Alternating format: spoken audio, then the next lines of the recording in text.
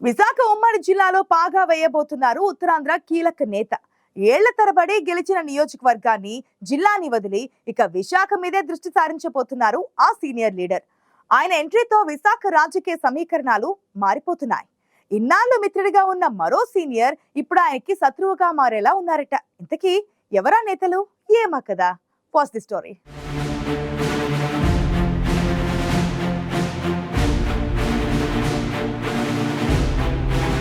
విజయనగరం జిల్లాలో ఏళ్ల తరబడి ఏకఛత్రాధిపత్యంగా చక్రం తిప్పిన బొత్స సత్యనారాయణ కుటుంబం ఇక పూర్తి స్థాయిలో విశాఖ జిల్లాపై దృష్టి సారించింది. అందుకు అనుగుణంగా గత కొన్ని మాసాలుగా బొత్స సత్యనారాయణ విశాఖపట్నంపై ప్రత్యేక దృష్టి సారించారు. దీంతో భవిష్యత్తులో విశాఖ ఉమ్మడి జిల్లాలో రాజకీయాల్లో బొత్స చక్రం తిప్పడం ఖాయంగా కనిపిస్తోంది. మొన్నటి ఎన్నికల్లో బొత్స సతీమణి ఝాన్సీ విశాఖ ఎంపీగా పోటీ చేశారు.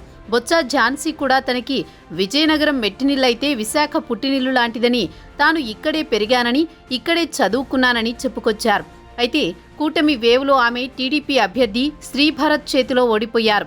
బొత్స సత్యనారాయణ మాత్రం ఎన్నికలకు కొన్ని నెలల నుంచి విశాఖలోని మీడియా సమావేశాలు పెట్టడం, ముఖ్య నేతలతో కీలక సమావేశాలు నిర్వహించడం, పార్టీ ఉత్తరాంధ్ర ఇన్ఛార్జి సుబ్బారెడ్డితో కలిసి క్యాడర్ని సమన్వయం చేయడం వంటి కార్యక్రమాల్లో విస్తృతంగా పాల్గొన్నారు. బొత్స చీపురుపల్లి నుంచి పోటీ చేసిన సామాజిక వర్గాల సమీకరణాలతో ఎంపీ అభ్యర్థికి మేలు జరుగుతుందని వైసీపీ అధిష్టానం భావించింది. కానీ ఎన్నికల ఫలితాలు రివర్స్ అయ్యాయి.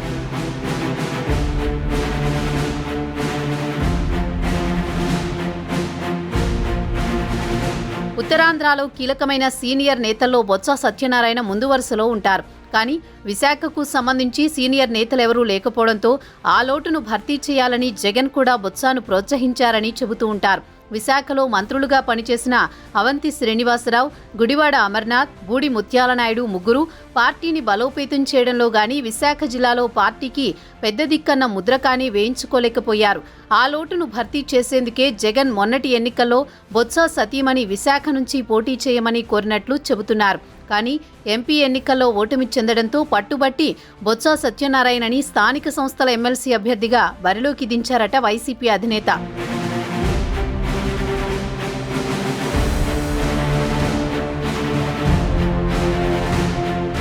విజయనగరం తర్వాత విశాఖ ఉమ్మడి జిల్లాలో పాగా వేయాలన్న ఆసక్తి బొత్స కుటుంబానికి కూడా ఉంది. ఎందుకంటే పిల్లల చదువులైపోయి జీవితాల్లో స్థిరపడ్డారు. బొత్స సత్యనారాయణ తన కుమారుణ్ణి కూడా రాజకీయ అరంగేట్రం చేయించాలని తహతహలాడుతున్నారు.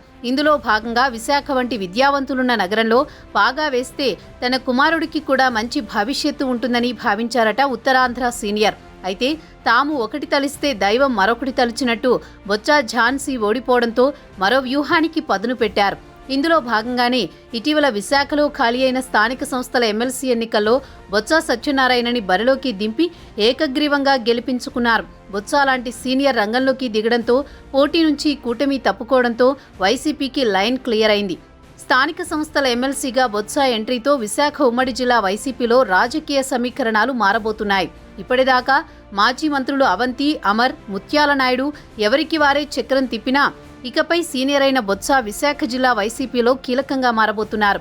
అసెంబ్లీ ఎన్నికల్లో ఉమ్మడి జిల్లాలోని 15 నియోజకవర్గాల్లో కేవలం 2 చోట్లే వైసీపీ గెలవడంతో వచ్చే ఎన్నికల నాటికి పార్టీని బలోపేతం చేయాలంటే బొత్స వంటి ఉద్దండ నాయకుడు ఇక్కడుండాలని భావించారట వైఎస్ జగన్మోహన్ రెడ్డి. ఉత్తరాంధ్ర వైసీపీలో బొత్సాని కాదని ఎవరూ ఏమీ చేయలేని పరిస్థితి. ఇప్పటిదాకా విజయసాయిరెడ్డి, వైవి సుబ్బారెడ్డి ఉత్తరాంధ్ర ఇన్ఛార్జీలుగా ఉన్నా ఏమీ చేయలేకపోయారు. అంతేగాక వారిపై అనేక భూ ఆక్రమణ ఆరోపణలు కూడా వచ్చాయి.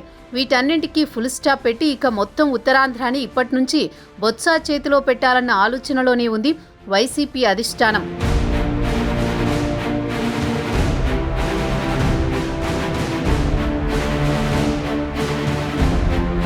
ఎమ్మెల్సీ ఎన్నికల్లో జగన్ స్వయంగా రంగంలోకి దిగి బొత్సాని గెలిపించారని చెబుతున్నారు. గతంలో ఎన్నడూ లేని విధంగా స్థానిక సంస్థల్లో ఓటు హక్కు ఉన్న కింది స్థాయి ప్రజాప్రతినిధిని కూడా తాడేపల్లి పిలిపించి సమావేశాల మీద సమావేశాలు నిర్వహించి బొత్స ఎన్నికకు లైన్ క్లియర్ చేశారు వైసీపీ అధినేత. కూటమి ప్రభుత్వాన్ని ఎదుర్కోవడానికి ఇప్పటినుంచే వైఎస్ జగన్మోహన్ రెడ్డి సిద్ధమవుతున్నట్లు ఉత్తరాంధ్ర రాజకీయంతో తెలిసిపోయింది. విశాఖ ఉమ్మడి జిల్లాలో గతంలో టీడీపీ నుంచి రూరల్లో ప్రస్తుత స్పీకర్ అయ్యన్న పాత్రుడు, నగర ప్రాంతంలో ఎమ్మెల్యే గంటా శ్రీనివాసరావు చక్రం తిప్పేవారు. ఇప్పుడు కూడా వీరిద్దరూ ప్రత్యక్ష రాజకీయాల్లో కొనసాగుతున్నారు. మొన్నటి ఎన్నికల్లో బొత్స పోటీ చేసే చీపురుపల్లి నుంచి పోటీ చేయాలని గంటాను చంద్రబాబు ఆదేశించారు. కానీ గంటా దీనికి సుముఖత వ్యక్తం చేయలేదు. తప్పని పరిస్థితుల్లో తిరిగి భీమిల నుంచి గంటా పోటీ చేసి గెలిచారు. ఇప్పుడు విశాఖలో బొత్సాను ధీటుగా ఎదుర్కొనేందుకు టీడీపీ నుంచి గంటా ఒక్కరే బలంగా కనిపిస్తున్నారు. ఎందుకంటే అయ్యన్న పాత్రుడు వచ్చే ఎన్నికల్లో పోటీ చేయనని ముందే ప్రకటించారు. తన వారసుడు విజయ్ని ఆయన రంగంలోకి దింపనున్నారు. ఇక విశాఖ ఉమ్మడి జిల్లాలో గంటాను మించిన రాజకీయ వ్యూహకర్త మరొకరు లేరు. సీనియారిటీలోనూ సామాజిక సమీకరణాల్లోనూ గంటా ఒక్కరే బొత్సాకు సమవుజ్జిగా కనిపిస్తారు. ఇక గాజువాక నుంచి అత్యధిక మెజారిటీతో గెలిచిన పల్లా శ్రీనివాసరావుకు టీడీపీ రాష్ట్ర పగ్గాలు అప్పగించి పెద్దపీట వేశారు చంద్రబాబు. కానీ ఆయన కూడా గంటా కంటే జూనియరే. ఎలా చూసినా భవిష్యత్తులో బొత్సాని సమర్థంగా ఎన్నుకునే నాయకుడొక్క గంటా శ్రీనివాసేనని చెప్పాలి.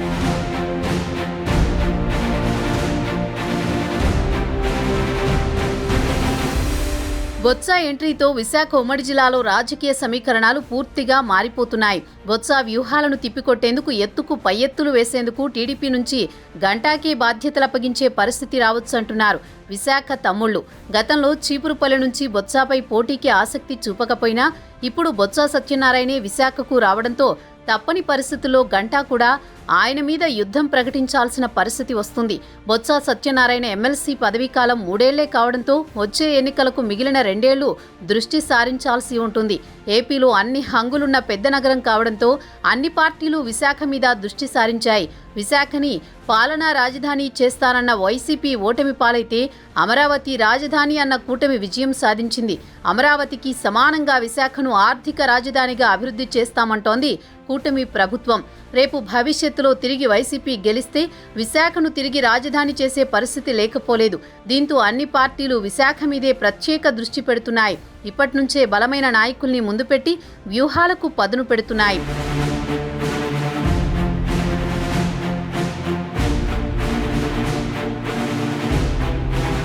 విశాఖలో రానున్న ఎన్నికలన్నిటిలో ఇటు బొత్స సత్యనారాయణ అటు గంటా శ్రీనివాసరావు తమ పార్టీలను గెలుపుంచుకునేందుకు హోరాహోరీగా తలపడాల్సిన పరిస్థితి ఉంది. ప్రస్తుతం వైసీపీ హస్తగతం చేసుకున్న మేయర్ పీఠాన్ని ఎలాగైనా లాక్కోవాలని కూటమి ప్రయత్నాలు చేస్తోంది. మేయర్ పీఠమే లక్ష్యంగా ముందుండి అందరినీ నడిపిస్తున్నారు గంటా.